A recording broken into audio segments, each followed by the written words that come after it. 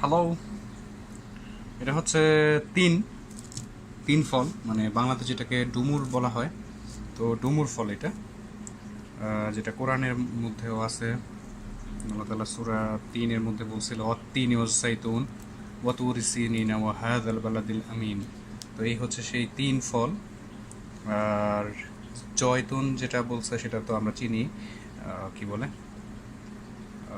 Olive. তো আর এইটা হচ্ছে তিন।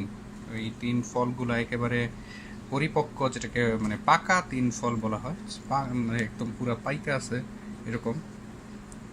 সো ডুমুর। আচ্ছা, আমি যদি এটাকে ভিতরের অংশটা দেখাই তাহলে এরকম থাকে, দানা দানা, জাস্ট একদম মানে গাছ পাকা।